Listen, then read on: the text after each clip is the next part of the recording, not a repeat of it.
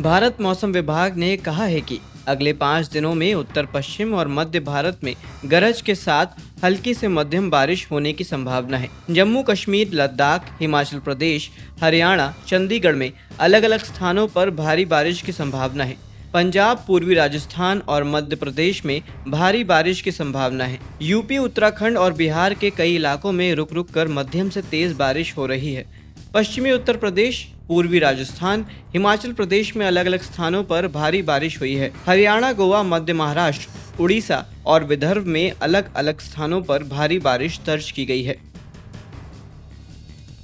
UP सरकार dairy खोलने के लिए 31 लाख रुपए तक की सब्सिडी दे रही है। नंद बाबा मिशन के तहत राज्य में मवेशियों की नस्ल में सुधार करना और दूध उत्पादन बढ़ाने के लिए किसानों को प्रोत्साहित किया जा रहा है। सरकार की यह योजना दूध उत्पादन और डेयरी किसानों की आय दोनों को बढ़ाने के लिए साहिवाल, गिर, थारपारकर और गंगा तीरी जैसी नस्लों को बढ़ाने पर केंद्रित है। सरकार 25 दुधारू गायों वाली डेयरी इकाई स्थापित करने के लिए 62.5 लाख रुपए की अनुमानित लागत पर 50% की सब्सिडी दे रही है।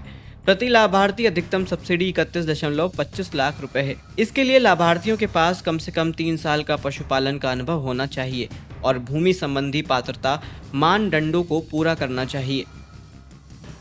डेयरी पर सब्सिडी के लिए पशुपालक ऑनलाइन और ऑफलाइन दोनों तरीकों से आवेदन कर सकते हैं।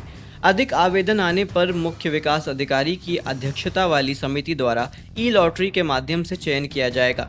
फिलहाल इसे अयोध्या, गोरखपुर, वाराणसी, प्रयागराज, लखनऊ, कानपुर, झांसी, मेरठ, आगरा और बरेली जिलों में शुरू किया गया है। डेयरी इकाई स्थापित करने के लिए कम से कम 0.5 एकड़ जमीन और हरे चारे के लिए 1.5 एकड़ जमीन होनी चाहिए। जरूरी दस्तावेजों में पहचान प्रमाण, निवास प्रमाण पत्र, आय प्रमाण पत्र, बैंक खाता विवरण, पासपोर्ट आकार फोटो चाहिए होगी। बरसात में तेजी से फैलने वाली डेंगू बीमारी से बचने के लिए गांव में लोगों से खास सावधानी बरतने की अपील की गई है। स्वास्थ्य विभाग द्वारा लोगों को मच्छरों से बचने की सलाह दी गई है। डेंगू बीमारी एडीज मच्छरों के काटने से होती है। इस बीमारी की चपेट में आते ही तेज बुखार हो जाता है और गंभीर मामलों में ब्लड प्लेटलेट्स तेजी से गिरना शुरू हो जाती हैं। डेंगू से बचने के लिए अपने घर में या आसपास पानी जमा न होने दे। जमा पानी के ऐसे स्रोत ही डेंगू मच्छरों के पैदा होने के प्रमुख कारण होते हैं। कहीं पानी इकट्ठा हो तो उसमें कैरोसिन ऑयल या पेट्रोल डाल दें ताकि मच्छरों का सफाया हो जाए। पानी के बर्तनों, टंकियों को ढक कर रखें। डेंगू होने पर रोगी को पौष्टिक और संतुलित आहार देते रहना बेहद जरूरी है। बारिश और तापमान से आम में कुछ बीमारियों के कारण उनकी गुणवत्ता और उपज दोनों पर असर पड़ता है। इससे आम को बाजार में सही दाम नहीं मिल पाता है। कृषि वैज्ञानिकों ने कहा है कि समय पर कुछ उपाय करने से इससे बचा जा सकता है। कृषि वैज्ञानिकों के अनुसार बारिश में आम में एल्डर ब्राउनिंग रोग के प्रकोप के कारण फल अंदर से भूरा या काला हो जाता है। पकने पर रोगग्रस्त फल सड़ने लगता है। यह रोग मुख्य रूप से चौसा, लखनऊ सफेदा, आम्रपाली, मलिका आदि किस्मों में ज्यादा देखा जाता है। इस रोग का प्रकोप उन क्षेत्रों में होता है जहां बरसात के दिनों में 7 से 8 दिन में 70 मिलीमीटर या इससे अधिक बारिश होती है।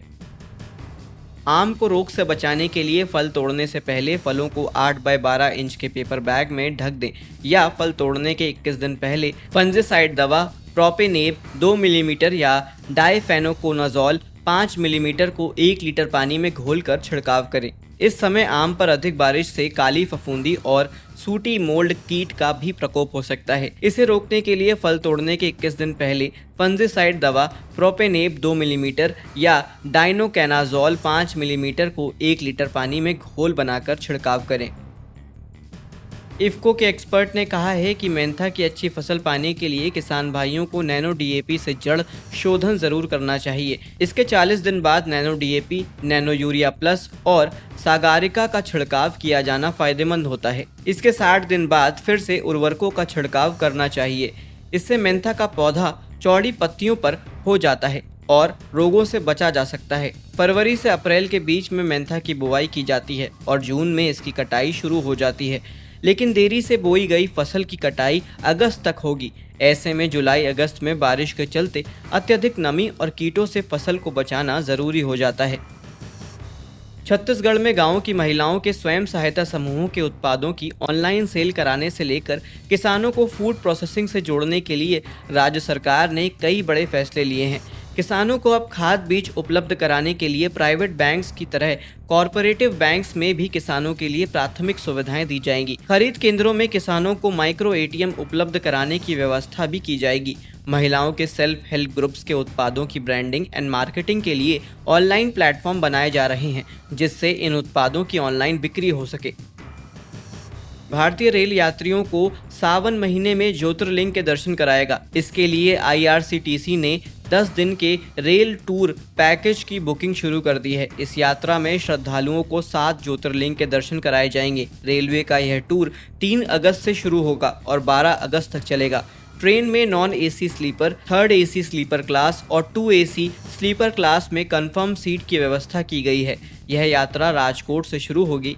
7 ज्योतिर्लिंग यात्रा कार्यक्रम में महाकालेश्वर दर्शन, ओंकारेश्वर दर्शन, त्र्यंबकेश्वर दर्शन, भीमाशंकर, घृष्णेश्वर, पराली, वैजनाथ, मल्लिकार्जुन ज्योतिर्लिंग के दर्शन कराए जाएंगे।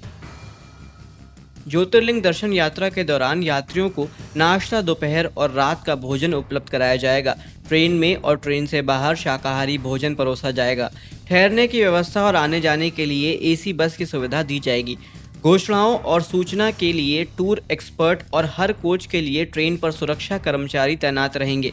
इसके अलावा यात्रियों के लिए यात्रा बीमा की सुविधा भी दी जाएगी। ट्रेनों की बुकिंग IRCTC की वेबसाइट www.irctctourism.com पर उपलब्ध है। 7 ज्योतिर्लिंग टूर पैकेज का किराया प्रति व्यक्ति 20,900 रुपये से शुरू है।